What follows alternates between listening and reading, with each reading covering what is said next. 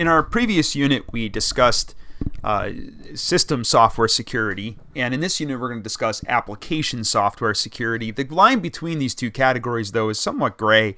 A lot of the vulnerabilities that we discuss in system software could also apply to application software and vice versa, right? At the end of the day, it's all just software. But we try to categorize these two, system software and application software, just because we're kind of in a different mindset with the two. And again, in system software, we talk a lot more about hardening applications, whereas with application software, we're going to talk more about applications, what we can look for specifically in applications for security. And you'll see a lot of that in your textbook. What I wanted to do in this slide deck is give you some literacy on the terminology with malware and with software attacks. I talked about a few of these last week in the system software lecture, but now in application software, we're going to talk about them a little bit differently, or we might rehash a few of these. So the first one that's discussed in your book as far as malware goes in the application realm is Adware, and Adware is basically any software that's supported through advertising, right? So some kind of advertising is generating revenue for whoever wrote that software, whoever's distributing that software. So in application software, it's typically something that's free, right? It's some free version of something. Sometimes you can pay for an upgrade so you don't have the advertisements. In software as a service, web applications would be supported by ads, things like Gmail, Yahoo, and Hotmail. Again, they're delivering some kind of advertising content to us to generate to generate revenue. And the reason we don't mind that is because we're using the application for free.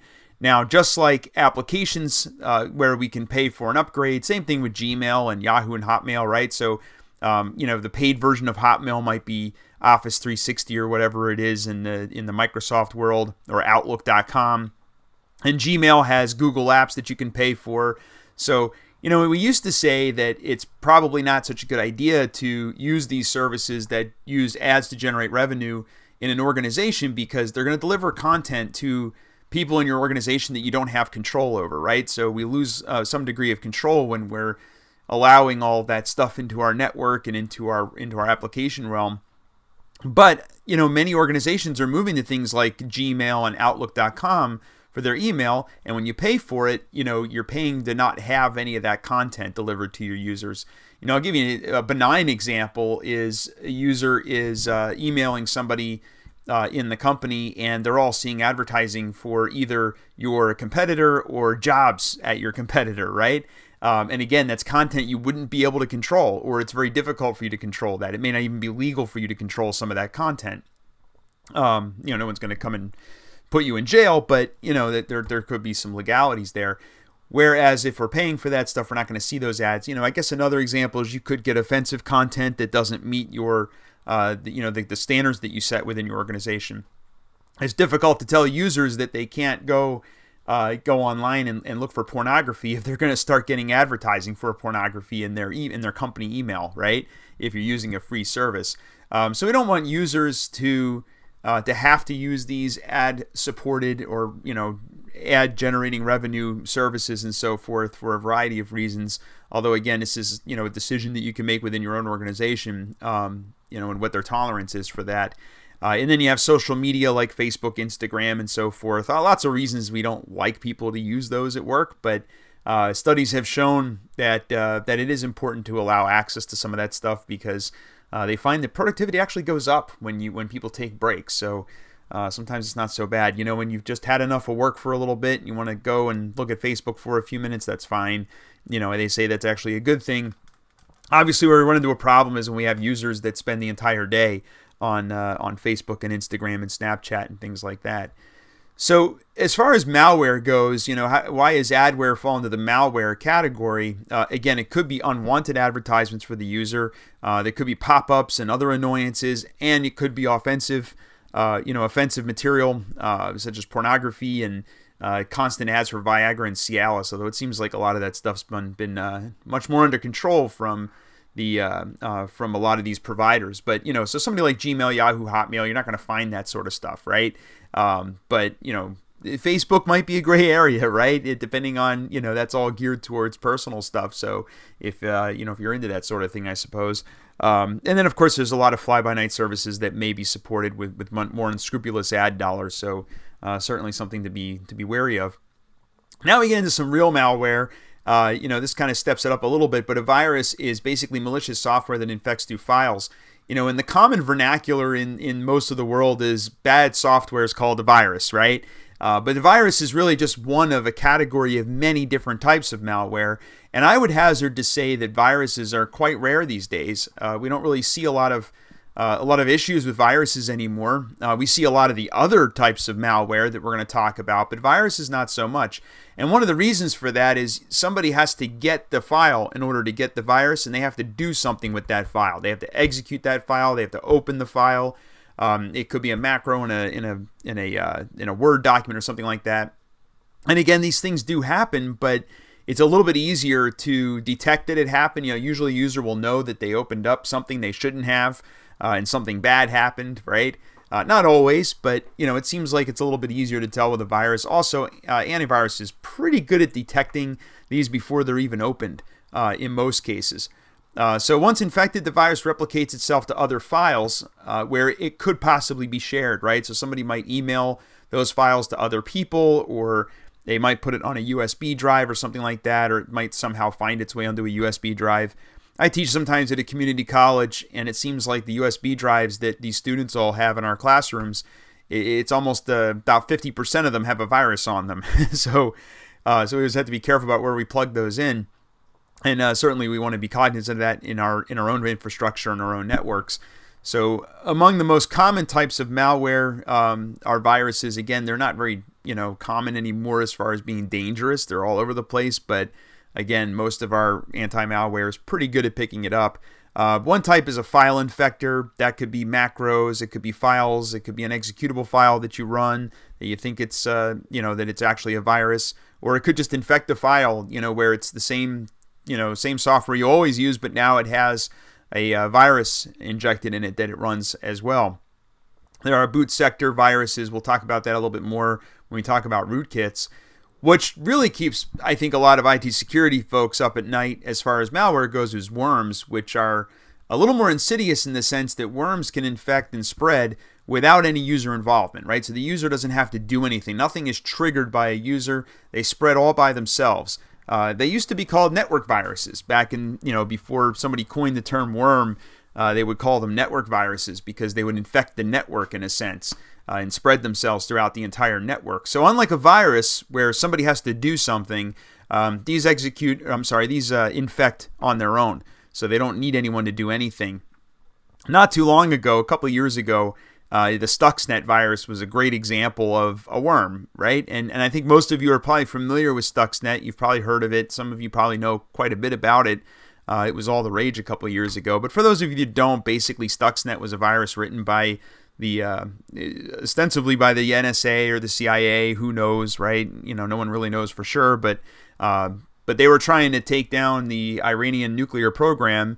And, in the old days, think James Bond, if you wanted to bring down a nuclear program in a foreign country, you would have to, send some black ops in there to sneak in and destroy the equipment. But what the NSA, CIA, Israel, or whoever it was, what they discovered was that they could just write a virus based on their intelligence about the types of equipment they had there. They could write some malware, a worm in this case, that once it found itself infecting a computer controlling that equipment, it would destroy that equipment somehow.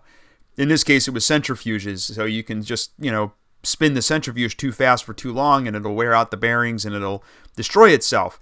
So once they knew that, they wrote some malware that would just infect every computer it could find, check to see if it was running on some industrial controls that that they knew that they should be looking for, and if it found it was running on that system, it would try to destroy it, and if not, it would infect the next computer.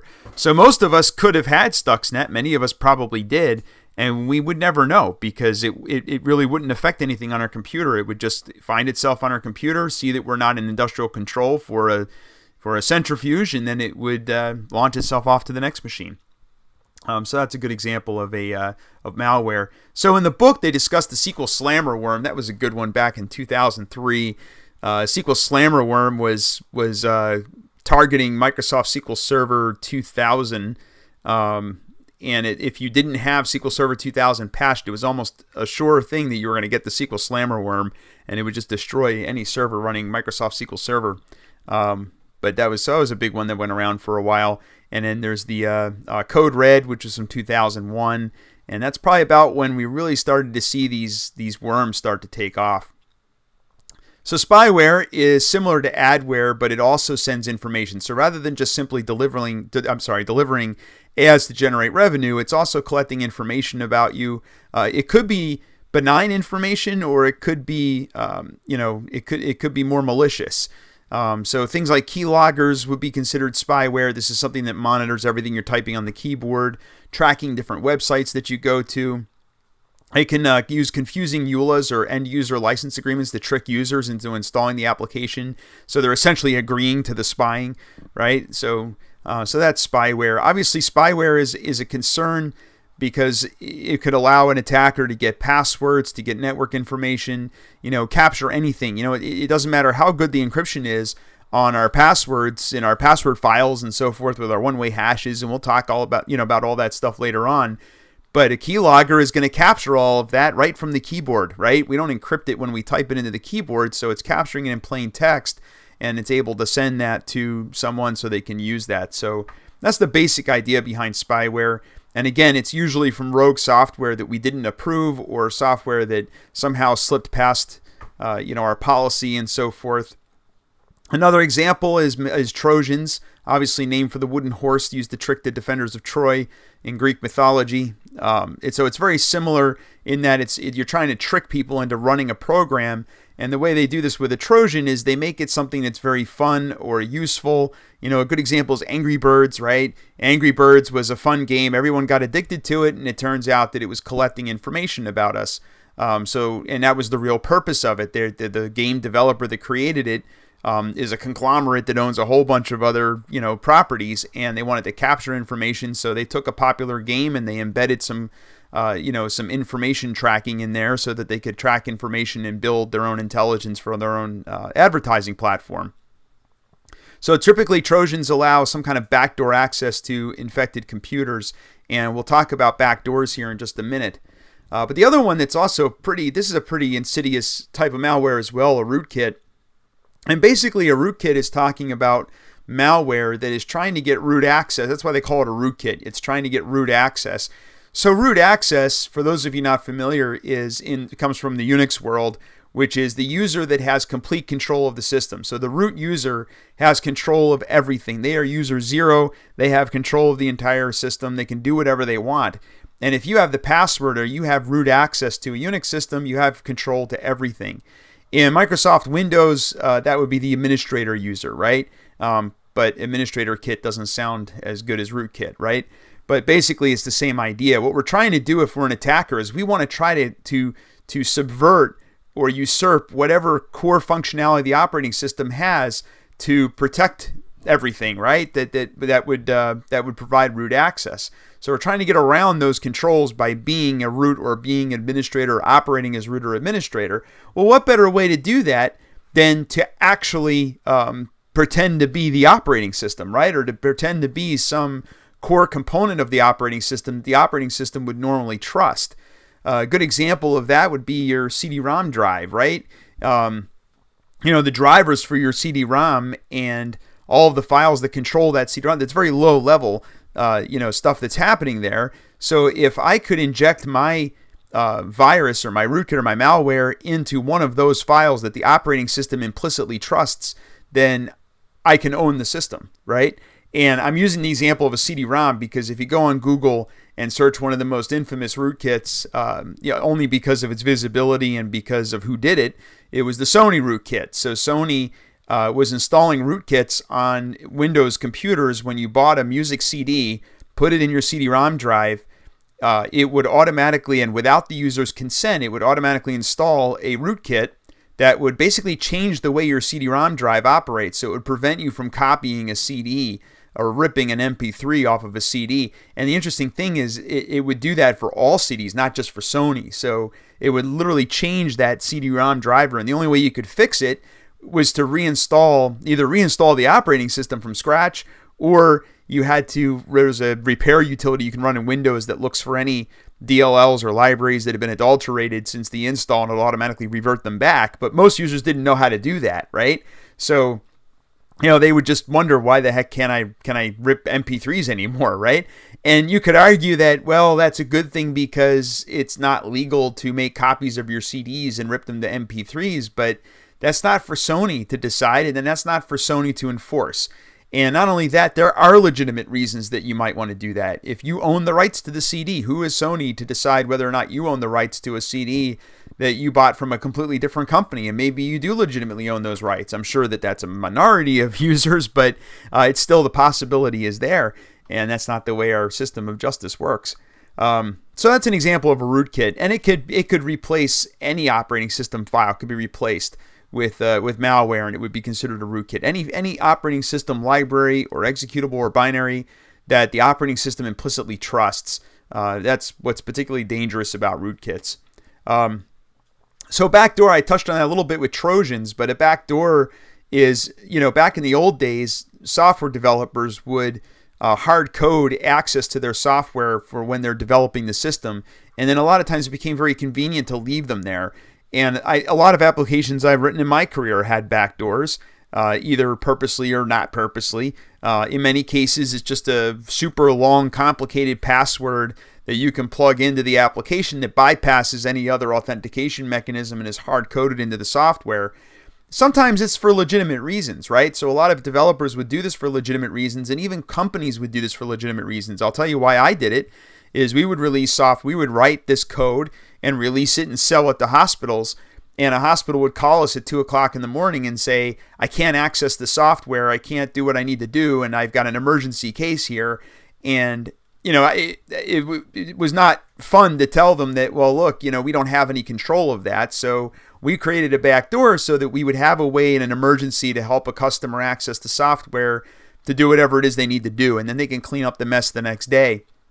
But a lot of times these backdoors, they exist in software, and you don't know about it. And what happens if somebody nefarious is able to get that backdoor or get access to that backdoor? And that can happen in a bunch of different ways. It could happen just from vulnerability testing. It could happen, or penetration testing from the attacker. It could happen by analyzing open source code. They might find the backdoor written into the code if it's open source. It could just be that they have an inside track to somebody at that company or a developer. It could be a developer left the company and posted some information online, or a customer shoulder surfed and watched an employee do it, or something like that. Who knows? But either way, that's top secret backdoor access could be made available to people outside of the organization, for whom it's designed.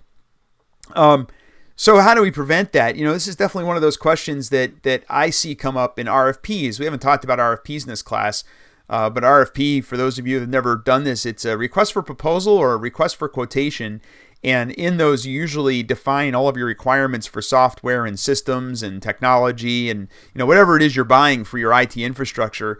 And very frequently now, I will see customers ask us if there's a backdoor.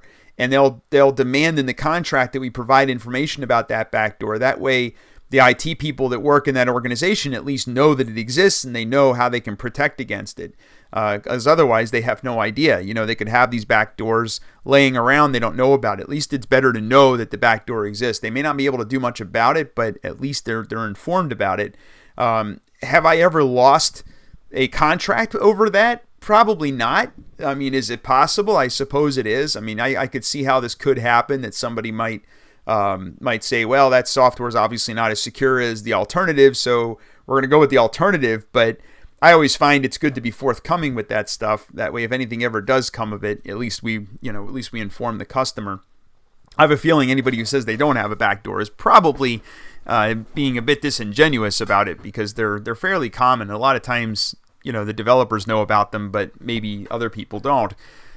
A logic bomb is basically malware that, and usually logic bombs are kind of an inside job. It's where the malware is dormant until some event happens, and then it does whatever it's designed to do. And the classic example of this is someone who maybe works in, take for example at the college, right? Let's say I wrote a logic bomb and I installed it on a computer at the campus, and the idea is that every day it's going to go and check I forget what we use, Banner, I guess, whatever the information system is for student and learning management or whatever. It's going to check and see if I'm assigned a class every semester, and when it finds I'm not assigned a class, it's going to assume I got fired, and then it's going to delete a bunch of data somewhere on the network or wreak some kind of havoc on the network. So that would be an example of a logic bomb. It's checking for some condition, and then it's going to do something. And again, this is something that's typically an inside job, so they're very difficult to protect against if you have people that have the technical capability to do something like this. But it's going to be important, of course, to know that that's just another avenue of attack.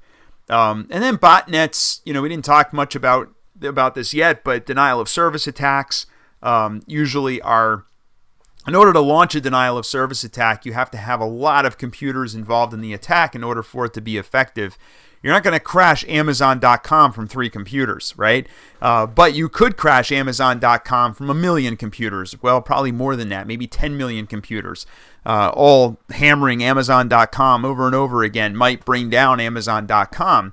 But so in order to get control of millions and millions of computers, you have to infect it with some malware that's going to coordinate that attack. You need some command and control malware that will facilitate command and control of those systems to carry out that attack. In many cases, computers that have botnets installed, the user of that computer has no idea, right? They're just sitting there quietly and they have no idea that the computer is part of this attack that they just saw on the news yesterday. Not always, though. A lot of times it can slow down your computer and things like that. We're concerned about botnets in the sense that we don't want those attacks to be initiated from our networks and we don't even know about it, right? We don't want to find out that, as somebody calls us up or, some investigation reveals that, 10,000 of the computers that were attacking some web property were coming from our location. 10,000 from one location is enough of a red flag that it might be known. Nobody's going to probably call me if it's a botnet installed on my computer at home and I'm one of millions of people on Comcast or Verizon or, Time Warner or whatever it is. But for sure, if it's a major corporation and all of this attack is, coming from a big company, that might be something that might get flagged, from whoever's being attacked. And I know some of you work in organizations that have, 10, 15, 20,000 computers. I work for a company that has, I think overall something like 300,000 computers worldwide, right? That's a lot, right? So that could be significant. So anyway, that's botnets, and your book talks a lot about botnets and denial of service attacks and DDoS attacks. We don't talk too much about denial of service attacks until we get to the network portion of this course, so we'll talk more about that later on. This next one, ransomware, this is the one that's really been dogging us in IT security now for the last year or so, or 2 years. They've really started to become a headache. And basically what they do, that they have, for all the other malware, I would say that, some of them could be malicious, but a lot of them are kind of more what I would consider a prank, right? Viruses and worms, a lot of those, and Trojans, and even rootkits to some extent. A lot of them might be bad. They might, we don't want them in our networks and on our infrastructure and our computers and so forth. But sometimes they don't really do that much damage. But ransomware is built for the sole purpose of making the attacker money, right? They're doing it to make money. And basically what they're doing, and I'm sure most of you know what's going on with ransomware, but basically they infect your computer.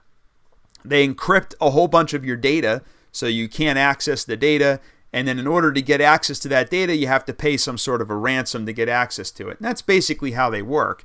My advice with ransomware is, well, probably the best advice is to prevent it in the first place and make sure you have backups so that you're not affected by ransomware. The best scenario is somebody gets infected by ransomware in your organization, and you don't care because everything's backed up and you just restore it, right? You care, but it's not the end of the world. Where this becomes a big problem is if you don't have a backup, or if the ransomware infects, a network share or something like that, and it's the only copy of the data. That's where we really have a problem. Or even what I've seen happen is ransomware infects a system, and they're doing block level replication of their data, and they consider that to be their backup, right? Block level replication. And if you're not sure what that is, we can talk about that in another class. But block level replication, as soon as you encrypt the data on the first drive, what you consider your backup on the second drive is also encrypted, right? So you're right back where you started. So you'll see that ransomware, that the encryption the ransomware does will get propagated across all the different copies of that data. So that could certainly become a problem. But again, ransomware is another one that we have to be aware of, and it's certainly one that's been affecting a lot of companies lately. And my advice to my customers always is don't pay the ransom. I mean, I don't care what the scenario is. You have to think about this. The ransomware was written by criminals, right? I mean, are we really going to trust when we pay a criminal that they're going to do what they say they're going to do? Who knows, right? And I don't want to be a part of that. So I always tell people, once the ransomware hits and it's all encrypted, I just consider that data lost. No matter how important it is to you, from my perspective, that data is gone. And I'm not going to pay a ransom on that data. I'm not going to proliferate. Sorry, I'm having a hard time with words today. I'm not going to proliferate that and pay that additional ransom. Some companies do, and I know plenty of companies in my market that have done it. I've talked to IT directors who have signed those checks when they pay, $10,000 in ransom. But again, I wouldn't do that.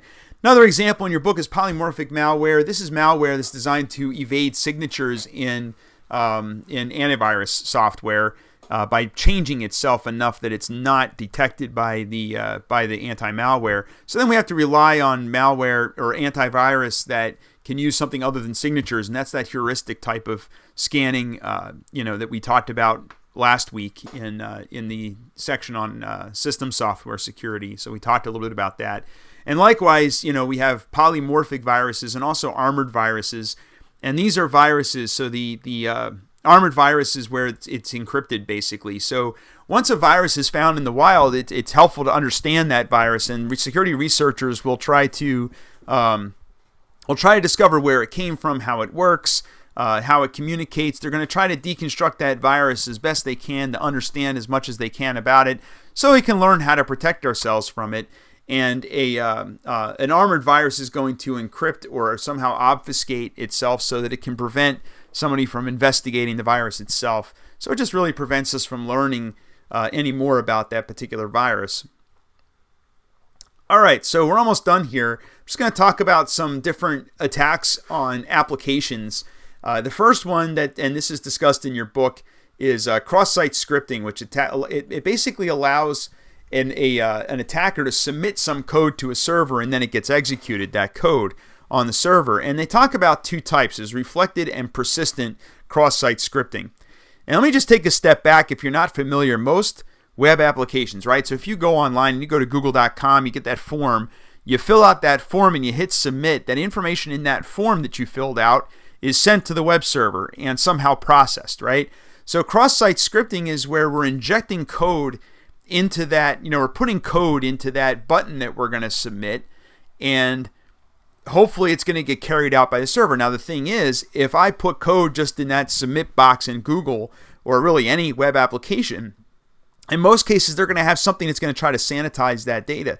So what an attacker will try to do is they'll try to submit that data directly. A good tool that you could try if you wanted to try this is Postman. You can play around with Postman, where you can basically go to a website, deconstruct what their form does, and you can make your own version of that form and submit whatever you want without it going through any of the controls that are built into the web page.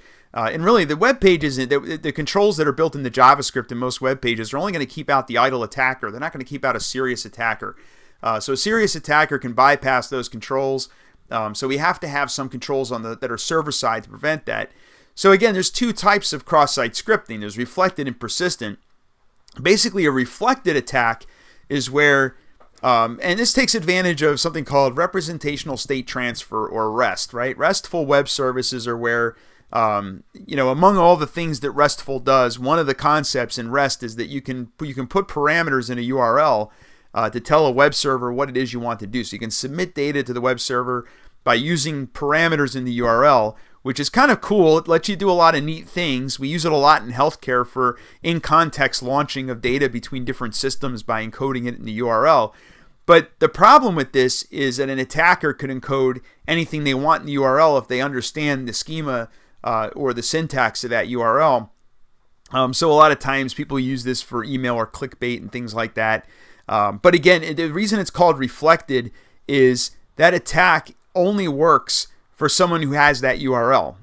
Somebody else could be using that website and not see the content that they're trying to inject in that website. And again, what cross-site scripting really is all about is changing the content of a website, right? You're trying to change the content of the website and inject your own material, your own content into that website, or somehow change it. This is commonly used for defacement of websites and things like that. So a reflected attack only affects the person that clicked on the link. It's not going to affect anyone else. But a persistent attack, on the other hand, affects everyone. Everyone that goes to the website is going to see a persistent attack. So once you attack that web page, the persistent attack is then going to work for everyone. So everyone from thereafter that goes to the website is going to see that adulterated content. I believe I gave you guys an assignment. If I didn't, I can post this for you just for your own edification. You could try it. But I have an assignment where you can try some cross-site scripting. Google has a great little lesson that they do where they show you how cross-site scripting works. They show you both methods, both reflected and persistent. They have a little test server that you can try it against, and you can try some different techniques that they teach you for cross-site scripting. But it's a great little exercise if you want to learn more about how it works.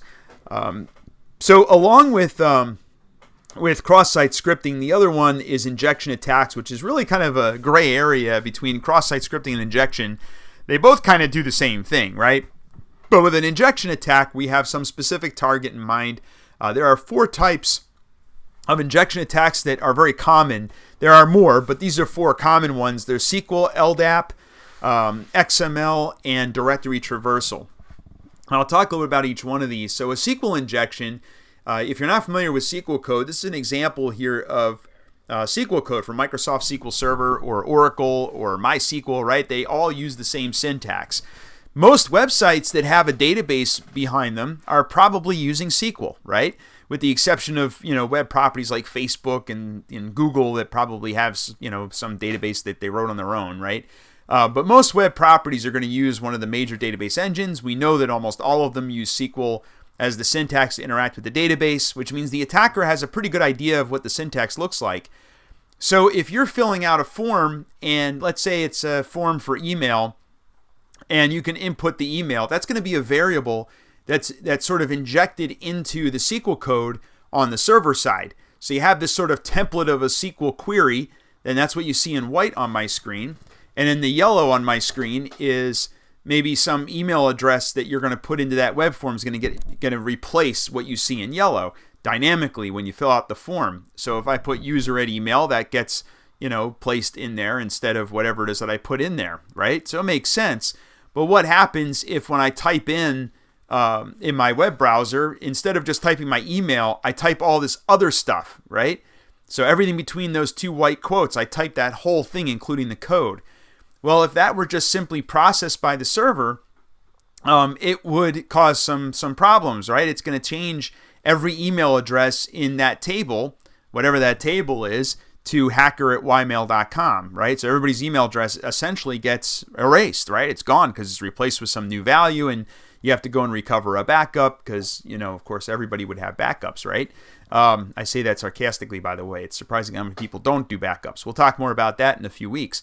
But in any event, this is a type of attack. If you ever read XKCD, it's a little comic strip, a little web comic strip. Some of you probably have seen this one. Little Johnny Drop Tables. This is making fun of the fact that this is a common problem with SQL-driven applications, right? So in this case, the mom is basically named her son drop table students so that when they typed it into their student management system, it would drop the table. So little Bobby drop tables. It's kind of a funny little comic strip. Anyway, another example is LDAP. We learned about LDAP. Hopefully at this point in the course you've tried some LDAP stuff, right? You learned that the language for LDAP is LDIF, right? There's this just like SQL is used for relational databases, LDIF is used for Active Directory and LDAP, or to interact with an LDAP compliant database. So again, and as we learned, LDAP is almost universally used for single sign-on, right? Everyone uses either Active Directory or LDAP when it's available. It's a really convenient, almost universally available option for single sign-on. So again, it's really common But the problem is that it makes us, it kind of creates another target of attack, right? If an attacker knows you're using LDAP, they may be able to take advantage of understanding how LDAP works and knowing the syntax for LDAP queries. And this is an example in PHP of interacting with an LDAP server by changing my username from BCG28 to an asterisk. It might list all the users as opposed to just list my user information. So I may be able to discover information by injecting some different characters.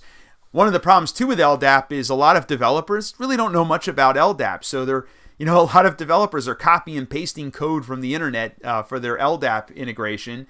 And as an attacker, I might know that. And if I know it's a PHP application, there's probably like 2 or 3 examples of LDAP code out there on the internet that are probably in 97% of applications running PHP with LDAP. So if I know it's one of those 2 or 3 examples that I can find, and I have a pretty good idea of what their code's going to look like on the server to do an injection attack. And of course, if you'll learn a lot more about this in your penetration testing and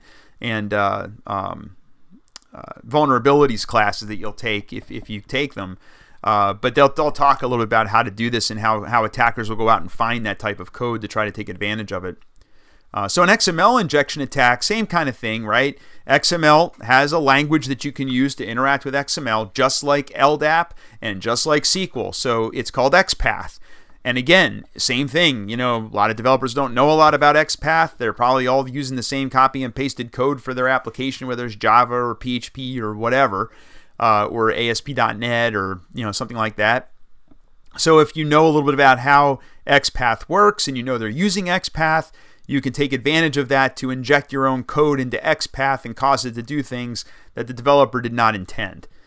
So again, that's a little bit about XPath. So we learned about, there's this query language for SQL, query language for LDAP, which is LDIF, the query language for XML, which is XPath. And finally, this seems like a really simple example, but if you think about it, when you access the command prompt on a system and you're traversing through directories by putting commands in, that's another type of attack, right? If I have some application that allows you to put the path into files that are relative to your current location, if you know anything about the superstructure of a system, then you might be able to use this attack. And how would you know that? Well, I talked about that last week in system software. Think back to last week when I talked about the standards for directory structure. Windows has a standard for directory structure, and Unix has a standard, and almost everybody follows that standard. So if you don't box people in to where they're allowed to go within that directory structure, that superstructure, then they may be able to get outside of that box, right? They can probably step outside. So if I'm in a web application, chances are I should only have access to everything inside that web application. In this case, maybe there's a folder called images, and in that folder there's a couple of image files.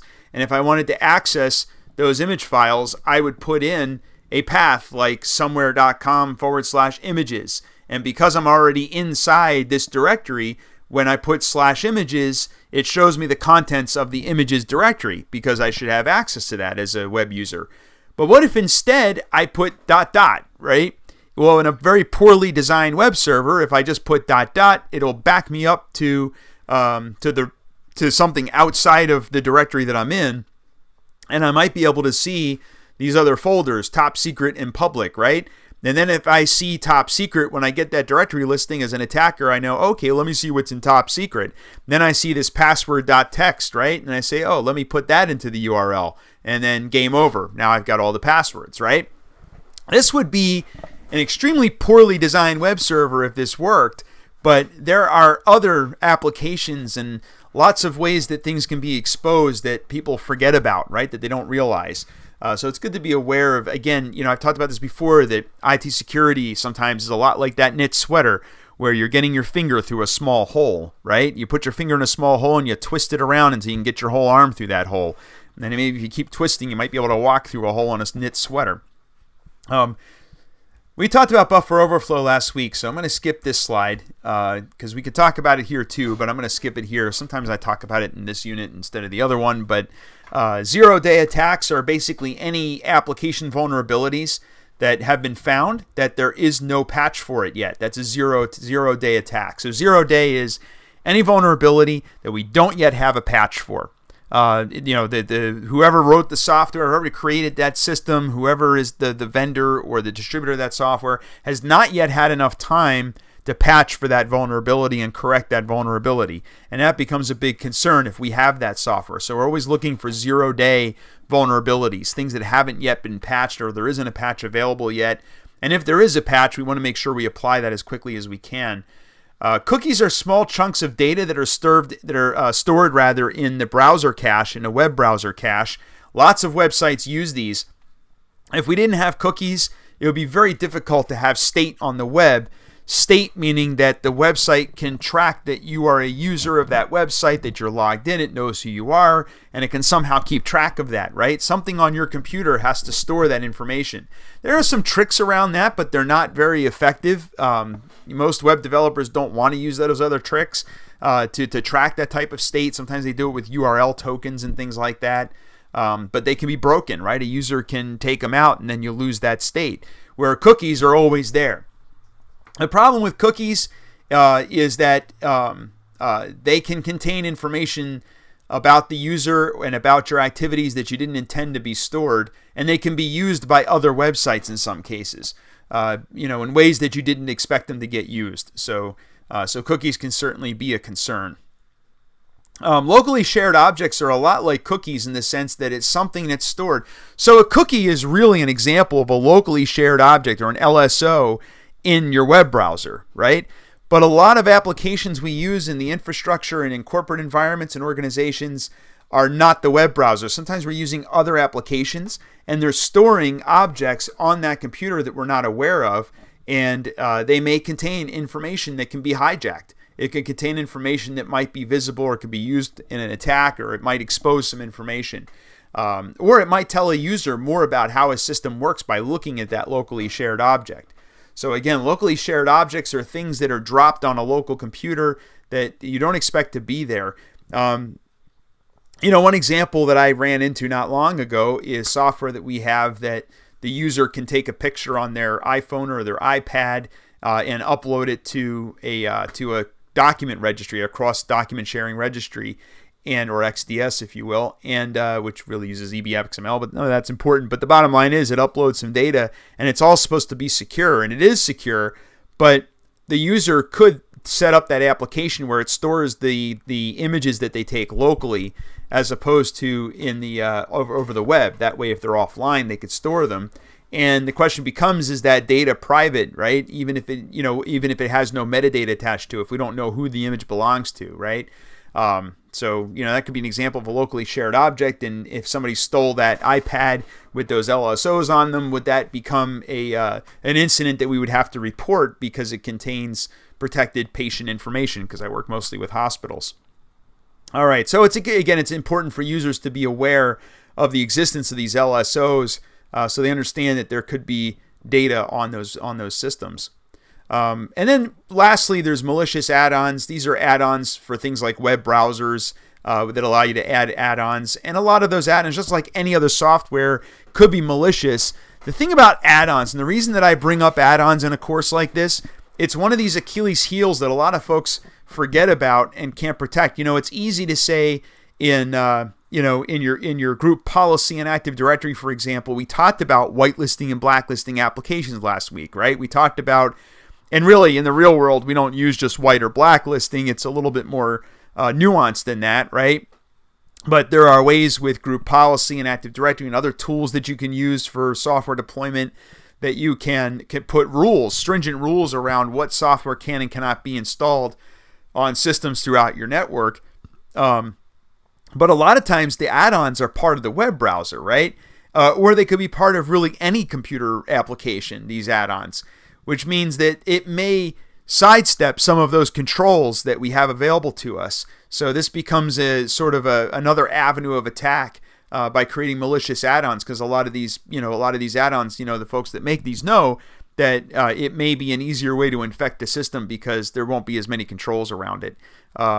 So again, that's another example of malicious add-ons and something to think about. So I wanted to keep this recording under an hour. It looks like I managed to do that. We're about 45 minutes in. So I'll also post some links to some other videos you could take a look at. I have one that shows an example of SQL injection attack. And if you watch that example, it not only shows you a SQL injection attack and also some code that allows it to happen, so you can kind of look at what that code looks like. But it also is it's also a SQL training video. So I have it kind of in the middle of a SQL video. So you could fast forward past all the SQL stuff if you want. But if you're curious and you want to learn a little bit about SQL, then I certainly would encourage you to watch the full video. But again, that's not really a deliverable in this class. It's not an objective of this course to know SQL, but it's certainly something that is helpful to understand. And you kind of learned a little bit about LDIF, and I don't really teach XPath in this course, but all of these little things that they're all good to know. Have some what I call literacy in that topic, right? Because in IT security, we kind of sort of need to be a jack of all trades in a lot of these things, because we have to at least understand enough about them to know what these vulnerabilities are and to know what to protect against. So I'll have that video. I may also have a follow-on video about system software that kind of talks a little bit more about the basics of system software, in case I know I kind of was thinking about this after my last lecture that some of you may not have that background with computing. I know some students come into this program with a background in business and things like that, so maybe you might want to be exposed to some of those topics. So I'll have that as an optional video as well, and I think that'll be it for this unit. So if you have any questions or concerns, reach out to me and let me know, and thank you for watching.